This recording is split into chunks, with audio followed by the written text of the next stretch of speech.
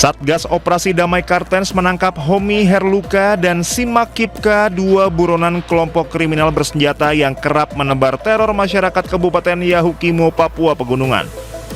Mereka terlibat sejumlah aksi kekerasan terhadap aparat penegak hukum maupun warga sipil dan pendulang emas tradisional.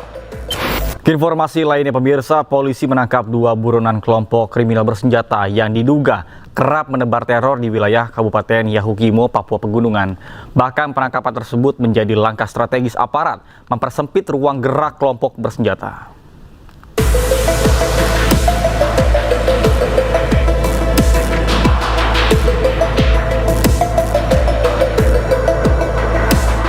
Satgas Operasi Damai Kartens menangkap Homi Herluka dan Simak Kipka, dua buronan kelompok kriminal bersenjata yang kerap menebar teror masyarakat Kabupaten Yahukimo, Papua Pegunungan.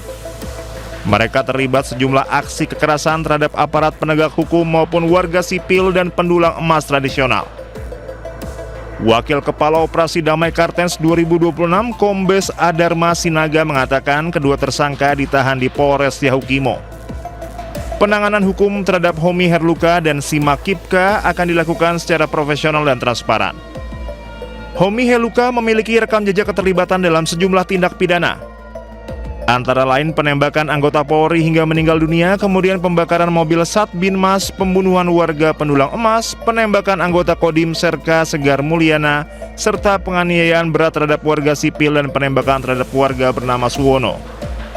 Sementara Simak Kipka ditangkap terkait dugaan keterlibatannya dalam aksi pembakaran mobil Kepala Desa Almadi pada 18 Februari 2026 di sekitar kantor DPRD Yahukimo.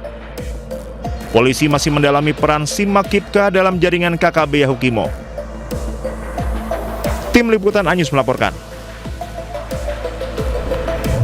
Kepala Operasi Damai Kartens Brigjen Pol Faizal Ramadhani membenarkan terjadi peningkatan gangguan keamanan di Kabupaten Yahukimo, Papua Pegunungan. Ini pun terjadi pasca kaburnya anggota kelompok kriminal bersenjata Kopi Tua Heluka dari Lapas Wamena pada 25 Februari 2025. Di 2026 ini sampai kemarin itu ada 23 kejadian. Jadi memang ada situasi yang signifikan dan itu memang kita sudah prediksi hal ini terjadi sejak 25 Februari 2025. Sejak kaburnya Kopi Tua Heluka dari Lapas Wamena, itu memang peningkatan eskalasi gangguan keamanan di Yahukimo itu signifikan. Dan dari November sampai kemarin itu kita sudah tangkap 12 orang tersangka, dan hari ini kita tangkap salah satu TO yang utama dari Yahukimo atas nama Homi Herluka, di mana dia ini terlibat dalam penembakan anggota kami.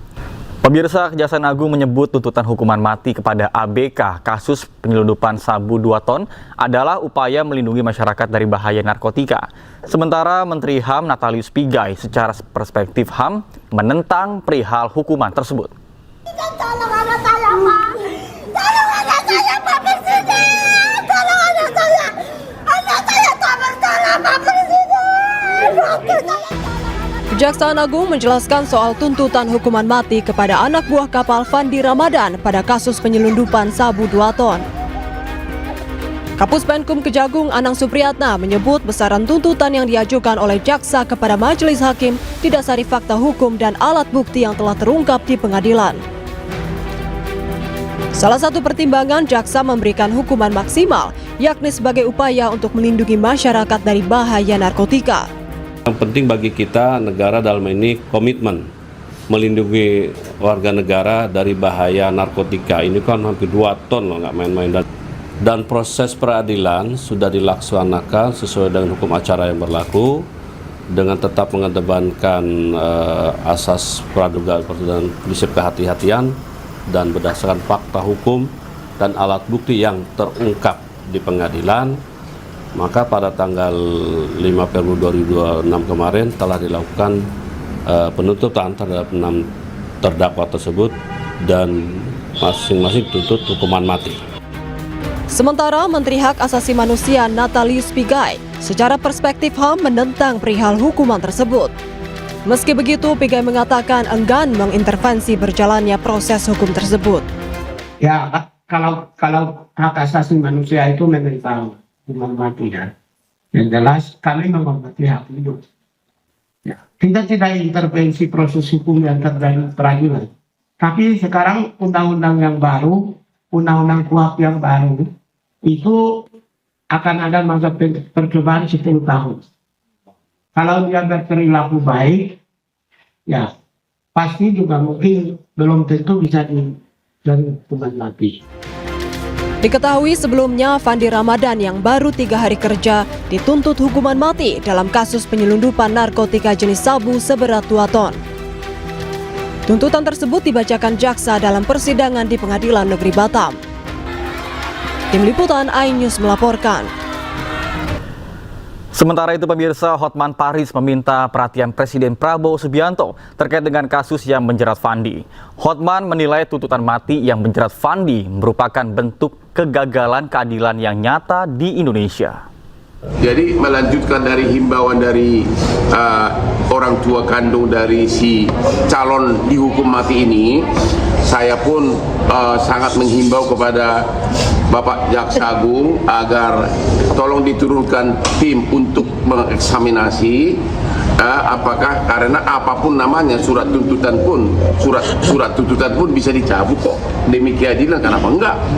Demikian juga kepada Majelis Hakim di Pengadilan Negeri Batam dan juga nanti Ketua Pengadilan Tinggi Kepri agar benar-benar mendengarkan tangis dari orang tua korban fitnahan ini.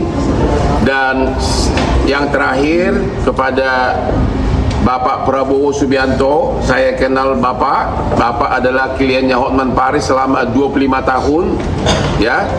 Bapak tahu saya tidak pernah mengejar kepopuleran karena memang saya sudah populer. Klien Bapak klien saya sebagai klien saya 25 tahun dan adikmu Hasim, saya terpanggil untuk menemani Bapak Ibu ini karena juga saya melihat video dari Bapak Presiden beberapa hari lalu. Bapak Presiden berjanji akan mencegah terjadinya miscarriage of justice. Itulah istilah dari Pak Prabowo, itulah miscarriage of justice, artinya penyalahgunaan kewenangan untuk keadilan, kesalahan dalam penegakan keadilan. Pak Prabowo berjanji akan mencegah adanya miscarriage of justice di negeri ini. Dan inilah bukti pertama. Dan saya yakin Bapak Prabowo, 290 juta penduduk Indonesia mendukung ibu ini. Ya, benar ya, Pak? 290 juta penduduk Indonesia kemungkinan besar saya yakin ikut menghimbau kepada Bapak Prabowo agar mempergunakan kewenangannya untuk mencegah anak ibu ini masuk ke tiang gantungan.